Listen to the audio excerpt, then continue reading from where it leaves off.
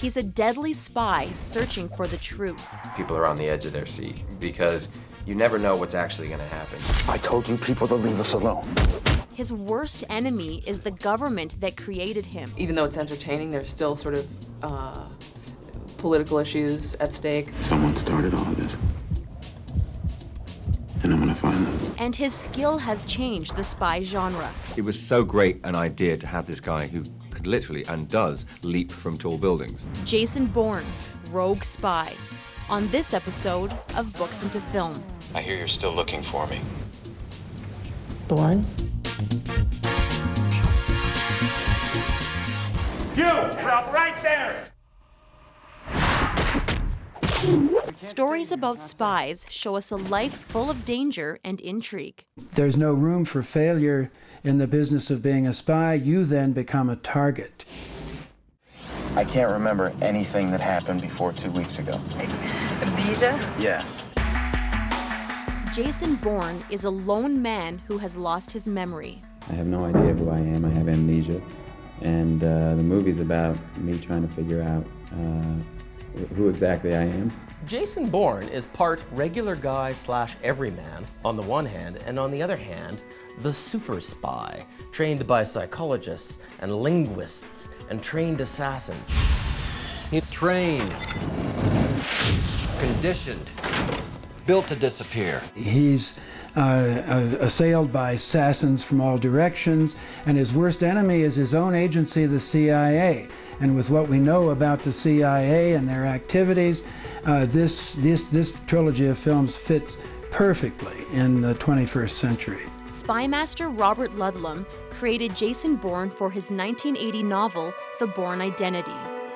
He knows how to write highly readable sentences filled with heavily researched material, but always with an eye to suspense. There have been some conspiracy theories around Ludlum's research that he does. One is that he might have been at some point in his life a member of an intelligence organization. He says that's not true. But he did have some university friends who actually later went to work for the CIA. There's a saying in the Army, recce's never wasted, which means you always basically go out and you reconnaissance the area. And that's exactly what he did. If somebody in the novel runs down a little narrow street and into a tavern, the chances are Ludlum has been there and done that. Ready, and action!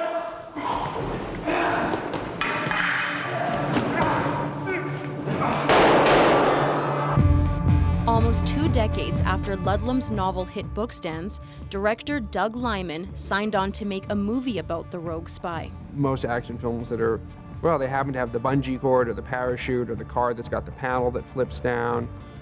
We don't give him any gadgets like that. He has to use his hands and his brain, and that's something that we can all relate to. Lyman's vision for the Bourne Identity was to be true to the spirit of the Ludlum novels, but to update the spy genre. Tony Gilroy is the most prominent screenwriter in all the films. Doug Liman gave him what I would call a very bold instruction, and that was not to read the novel. I know the best place to look for a gun is the cab of the gray truck outside. And at this altitude, I can run flat out for a half mile before my hands start shaking. Now, why would I know that? Matt Damon plays Jason Bourne, the killing machine made famous by Ludlum's books. You walk through an airport and you'll see a lot of Robert Ludlum novels, and we're playing these characters that are very well known. He's found floating in the water, he's wounded, he has no idea who he is, and he's basically trying to find himself. Doesn't have a name, has no clues. All he has is he has a Swiss bank account number in his hip. And that's, creepy enough. And he's got these 2 bullet wounds in his back. So basically the only thing he knows is that somebody obviously tried to kill him. Maybe you can talk him to death. Chris Cooper plays Agent Conklin, Bourne's former CIA boss who is now his enemy. This is like only the second, action movie I have done, and this combination of script, director, and actors that were attached sparked my interest. And I thought it would be very interesting to build this Conklin character and see what came of it. Every movie about a spy with a conscience has to have an opposing spy with no conscience, and that's Conklin. I'll give you $10,000 to drive me to Paris. I get the money, and I don't get hurt. That's the deal. Franca Potente plays Marie, a drifter who's drawn into Bourne's dangerous zone. I like that she's in these crazy situations, and she doesn't know what to do. She's getting angry. She's like, why is this happening? I don't understand. Explain to me. And this is, I guess, how I would react. And I barely ever see that in these kind of movies. He's not really in a position to have a love story when he's leaving a trail of bodies behind him.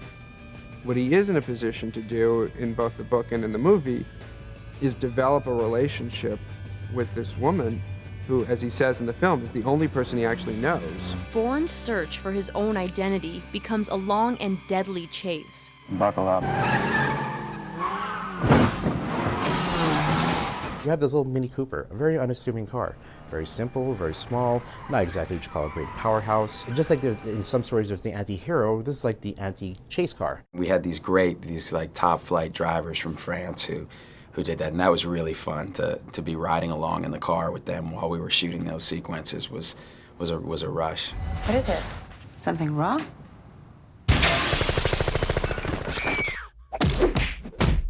That fight sequence in the apartment took about 6 weeks of, doing it every single day, and the other actor who's used to be a professional kickboxer, which helped a lot, and I got in there every morning and did extensive rehearsal for it, and then of course when we shot it, I really hit him a lot.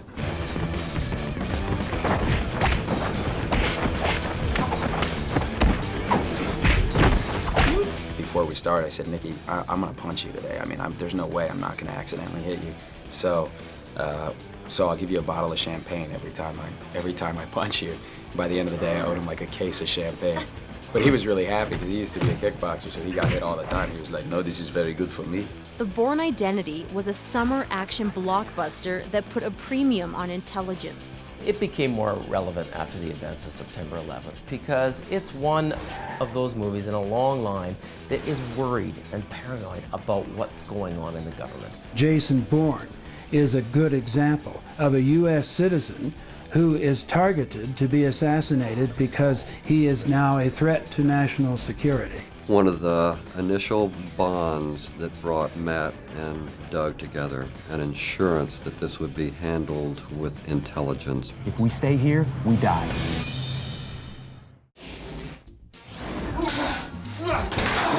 When we return, making Matt Damon a super spy. I worked really hard just on the physical side.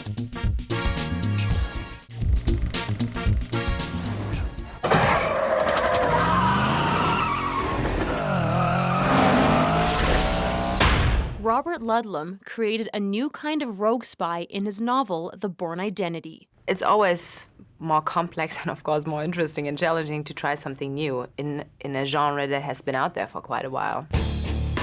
Ludlum's sequel, The Bourne Supremacy, hit theaters in 2004.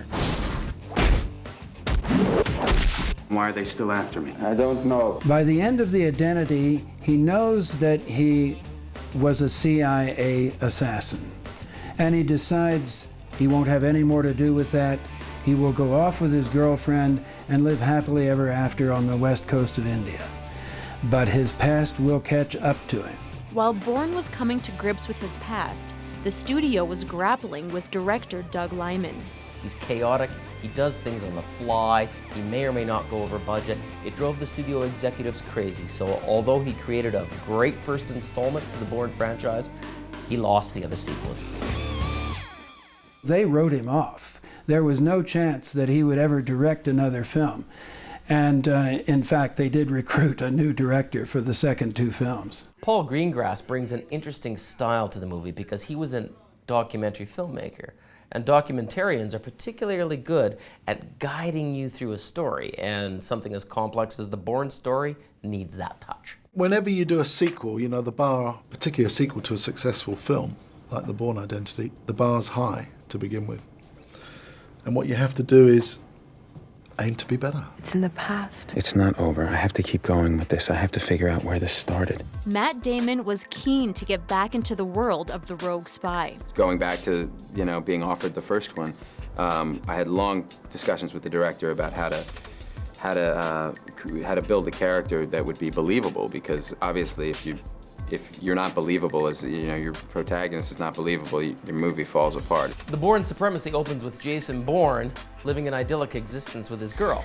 But can he sustain that, given that he's haunted by the memories still of what he has done? Their relationship has really evolved into something beautiful, and they have a little house in Goa, and the past is coming back again. Jason, I don't want you to do this. We don't have a choice. She's not a superhero, and she's not a fighter, so, she would say something about it, and she will, basically, and this is what we see a lot in part 2 of her, she tries to protect. She tries to protect what she loves. He's making his first mistake. They don't make mistakes. He's doing exactly what he said he'd do. He's coming for us. Bourne goes after the CIA. His new adversary is Agent Pamela Landy, played by Joan Allen. I just looked at the character as somebody who loves what she does, is very good at what she does, tries to play by the rules within that world of the CIA. This is Jason Bourne. Trace it. I'm on it. Where is he? Right next to you. In the very first one, basically, he was the one being hunted down like a dog. In this case here, he's the one hunting the ones who framed him. Jason Bourne is a fascinating challenge to her, and she has a reason to try to figure out who he is, because she thinks he's responsible for, killing a couple of her men. While she's working inside the CIA as a very influential member, she becomes more and more sympathetic with Bourne and unsympathetic with her own agency's attempts to eliminate him. To survive, Jason Bourne must be incredibly skilled. Matt Damon was in training for months. The director of the first film, Doug Liman, suggested that I box, because he said, I don't know what it is, but there's something about the way a boxer moves that I really think is appropriate for the character. There's a directness and an efficiency. And so I boxed for 6 months. I punched myself in the face. I think there are lots and lots of movies out there that are about superheroes and special effects, and they're fine. But I think that the Bourne Supremacy is about being real. I worked really hard just on the physical side, just to prepare and to make everything from just very subtle body movements be completely in keeping with how a guy like this would move. The Bourne Supremacy took the Ludlum series to a new level. We wanted to be bold, we wanted to take risks, we wanted to go on an interesting journey. Stuff that happened in part 1 and part 2 to Jason Bourne is stuff that hopefully you and I will never experience. There's explosions, there's people falling, there's guns. If you buy into that game, whether you're working for the government or for the mafia, you'll never be free of it. It's about being on the streets of Europe with Jason Bourne, on the run, trying to stay one step ahead, trying to find out something really important about who he is. Yeah, he's not in front of you. You can't see it. Forget it. He's gone.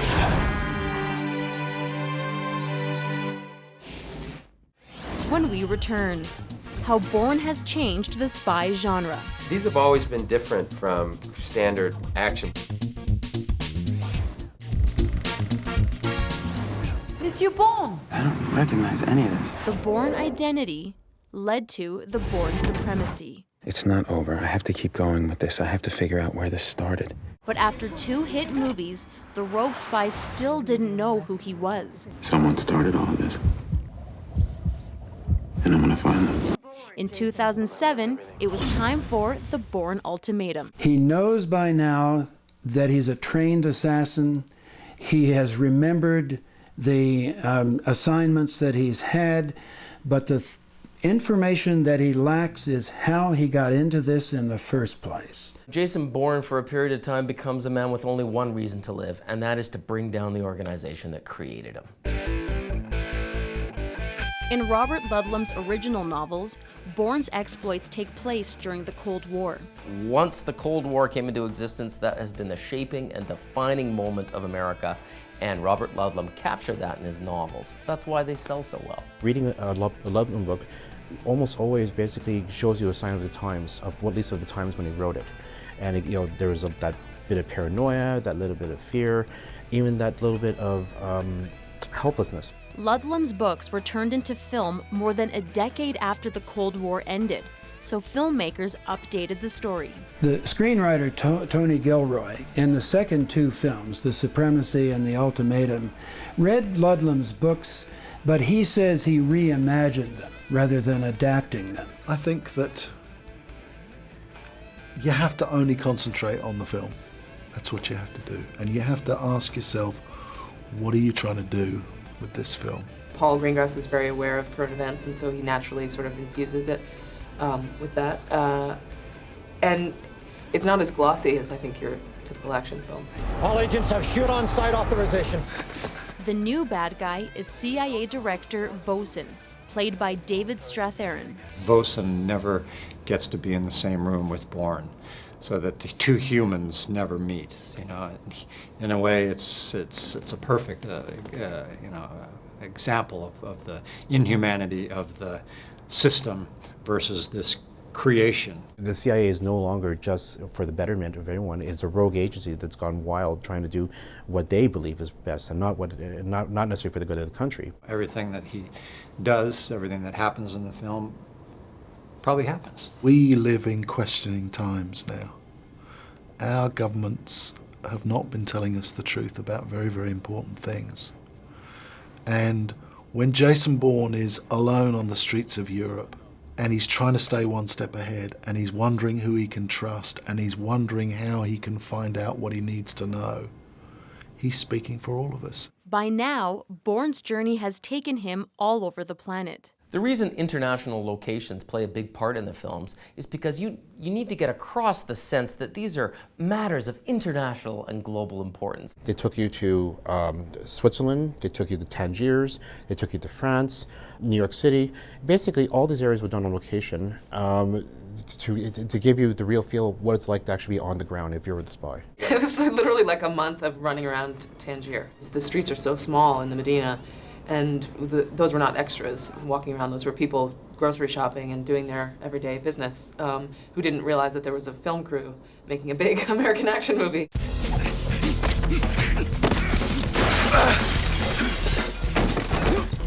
Years on the run have taken their toll on Bourne. Matt Damon could relate. The fight sequence this time around, I felt 36 years old. I didn't feel 29 anymore.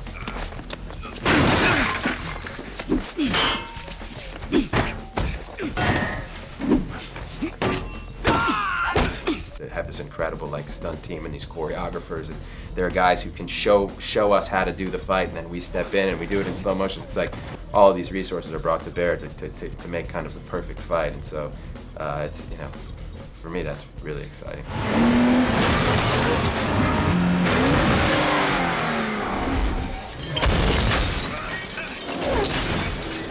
Director Paul Greengrass brought his gritty filmmaking style back for the third Bourne movie. You mustn't confuse your audience. Your audience has got to know exactly what's happening. It's the way it's shot. It's a lot of handheld, wonderful camera, two cameras going most of the time. If ever you see a documentary, the camera is reacting to the action. The camera doesn't know, oh, someone's going to get shot over there, or the bomb's going to go off here. It's just filming, and boom, something happens. And so these movies have that same thing. When Bourne moves in one direction, the camera goes with him. That whole design is the way our minds work.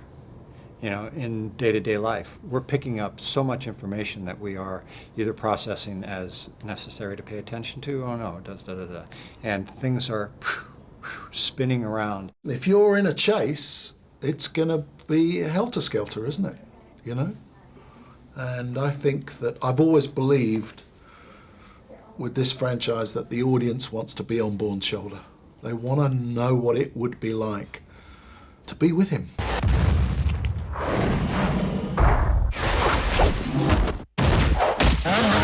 Audiences loved the Bourne Ultimatum. It made almost $500 million at the box office. We try to make it try and put you in the moment, get the audience at the kind of on the edge of their seat, and watch Bourne figure his way out of whatever situation he's in. It's relevant, it's urgent, it's exciting, and it's got heart, and it's got something to say. It's a very accessible, I think, gritty, almost cinema verite piece of the spy genre. Bourne's influence has extended to one of the most successful franchises in film history, James Bond. Bourne doesn't have a bag of tricks. He doesn't have a Q who gives him a fancy car, an exploding pen. He has to rely on his own resources. Once you've seen Jason Bourne's darkness, hard edge, psychological complexity, we can't go back to a silly, cartoonish, quipping James Bond. So that franchise, too, had to roughen its edges with Daniel Craig. It doesn't bother you killing those people. Well, I wouldn't be very good at my job if it did. I mean, the idea was to bring it back to reality, to make it a little tougher than we've had in the past, and to also make Bond much more of a human being, perhaps, than we've seen him in the past. It was so great an idea to have this guy who could literally, and does, leap from tall buildings. And he can do that. And to see how then Bond dealt with it, and using his head and using his sort of ingenuity. The Jason Bourne film franchise shows no signs of slowing down. Author Robert Ludlum, who died in 2001, never saw any of these books turned into movies. He left behind reams of notes and partially written novels, and there have been 3 or 4 posthumous novels with Robert Ludlum's name on them in big letters, ghost written. It's almost like you're trying to trick the people into believing that Ludlum is still alive and still churning out these books. Jason Bourne is the perfect rogue spy in a complex world where your best friend could be your worst enemy.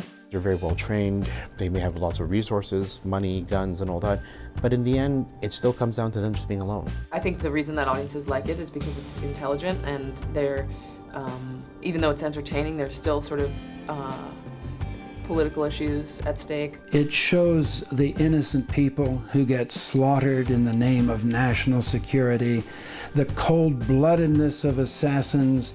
It's completely de-romanticized. It doesn't make you want to go out and be another Jason Bourne. These have always been different from standard action, what people call standard action movies. We try to make them as smart as possible. I remember everything.